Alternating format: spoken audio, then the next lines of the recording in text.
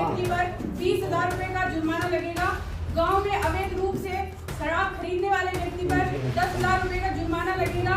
मेरी गवर्नमेंट से यही मांग है कि अगर आप चाहते हैं कि हम आपको सारे काम ऑनलाइन करके दें तो आप हमें इंटरनेट की सुविधा दें हमारे गांव में, और अगर आप इंटरनेट की सुविधा देने में सक्षम नहीं हैं तो कृपया हमारे सारे कामों को ऑफलाइन स्वीकार कीजिए।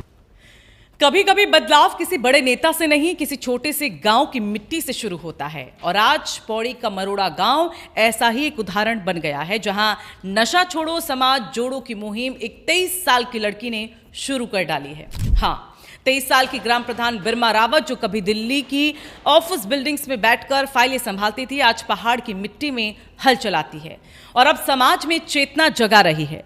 मरोड़ा गांव थलीसैंण ब्लॉक की छोटी सी पंचायत, जहां शराब की खरीद बिक्री पूरी तरह से बैन है। जो भी इस नियम को तोड़ेगा वो भले ही गांव का हो या बाहर का, देना पड़ेगा उसे 10 से 20 हजार रुपए तक का जुर्माना। लेकिन यहां बात सिर्फ जुर्माने की नहीं है, ये तो एक आंदोलन है, एक कोशिश है नशा मुक्त समाज की ओर बढ़ने का। बिरमा रावत और गांव वालों ने तय किया है कि मरोड़ा में शराब नहीं बिकेगी, नहीं पी जाएगी, और जिसने भी इस नियम को तोड़ा वो सिर्फ कानून नहीं, गांव की आत्मा के खिलाफ जाएगा। और खास बात यह कि अगर कोई बताएगा कि कौन बेच रहा है शराब तो उसकी पहचान रहेगी गुप्त और उसे मिलेगा इनाम भी। क्या शानदार सोच है ना, सजा भी है और समाज सुधार का एक इनाम भी। अब सोचिए, सिर्फ 120 परिवार वाला छोटा सा गांव, जहां शिक्षा, सड़क, नेटवर्क सब कुछ सीमित है, लेकिन सोच पूरे देश से कई कदम आगे है।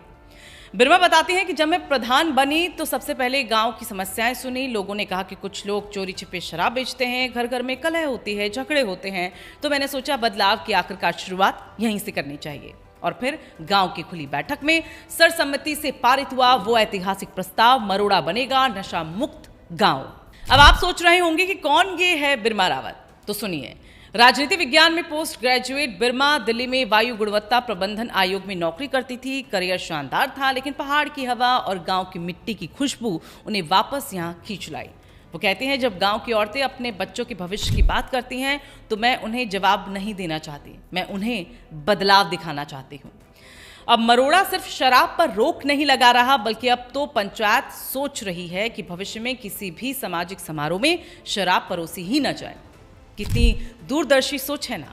जहां बाकी जगहों पर शराब मना करने की बात पर झगड़े हो जाते हैं, वहां मरोड़ा ने एकता से निर्णय ले लिया है।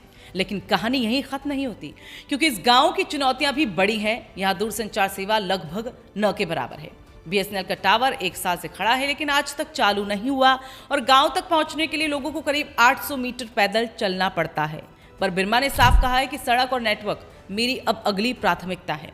यानी जो युवती अपने गांव को नशा मुक्त बना रही है और वो उसे अब बेहतर कनेक्टिविटी देगी और प्रगतिशील भी बनाने जा रही है। मरोड़ा की इस पहल ने अब आसपास के गांवों को भी सोचने पर मजबूर कर दिया है। लोग पूछ रहे हैं, अगर मरोड़ा कर सकता है तो हम क्यों नहीं।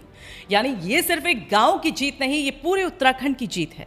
सोचिए, जहां लोग शराबबंदी को राजनीति मुद्दा बनाते हैं, वहां एक छोटी सी प्रधान ने इसी सामाजिक क्रांति बना दिया।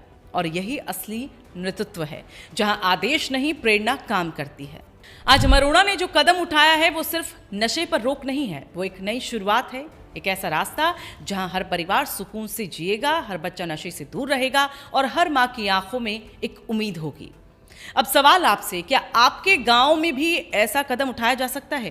क्या समाज मिलकर नशे के खिलाफ आवाज बुलंद करेगा? और क्या हमारे युवा भी बिरमा रावत की तरह बदलाव के नेता बनेंगे? अगर आप भी चाहते हैं नशा मुक्त समाज तो इस वीडियो को लाइक करें, शेयर करें और कमेंट जरूर करें, ताकि मरोड़ा की गूंज सिर्फ पौड़ी नहीं, पूरे उत्तराखंड और पूरे देश में सुनाई दे।